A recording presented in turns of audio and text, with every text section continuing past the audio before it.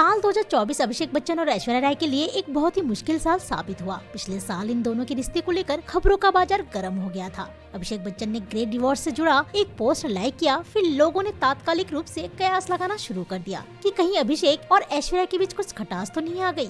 महीनों तक ये चर्चा जोरों पर रही, लेकिन जूनियर बी ने आखिरकार अपनी चुप्पी तोड़ी और खुलकर अपने और ऐश्वर्या के रिश्ते के बारे में बात की। अभिषेक ने सीधे तौर पर कहा, मेरी पत्नी मेरी है। अभिषेक बच्चन ने CNBC को एक इंटरव्यू दिया था, जिसमें उन्होंने ऐश्वर्या राय संग तलाक की जो अफवाहें उड़ रही थी उन्हें एकदम से नकार दिया। वहीं इस दौरान उन्होंने अपनी बेटी अयोध्या की परवरिश के बारे में भी बहुत कुछ बातें शेयर की। अभिषेक ने बताया कि आजकल बच्चों की परवरिश और एक समय पहले की परवरिश में काफी फर्क आ गया है। उनके मुताबिक अब बच्चों को लेकर जो सोच और तरीका है वो पहले से बहुत बदल चुका है। अभिषेक बच्चन ने अपनी परवरिश और अपनी बेटी अयोध्या की परवरिश के बीच का फर्क बताया। उन्होंने खुलासा किया कि आजकल की युवा पीढ़ी काफी अलग है और वह अपनी लाइफ को अपनी तरह से जीने में यकीन रखती है। अभिषेक ने इस बदलाव को लेकर कुछ दिलचस्प बातें शेयर की, जिनसे पता चला कि हर जनरेशन के अपने तरीके होते हैं जो समय के साथ बदलते रहते हैं। अभिषेक ने कहा, हम बच्चों से बहुत प्यार करते हैं। उनके जीवन में आने के बाद हमारे दिल में उनके लिए खास जगह बन गई है और यह हमें कभी कभी थोड़ी मुश्किल में डाल देती है। फिर उन्होंने अपनी बात जारी रखते हुए कहा, मेरे मम्मी पापा ने मुझे हमेशा खुली आजादी दी थी। अभिषेक का ये बयान सुनकर अब लोग ये सोचने लगे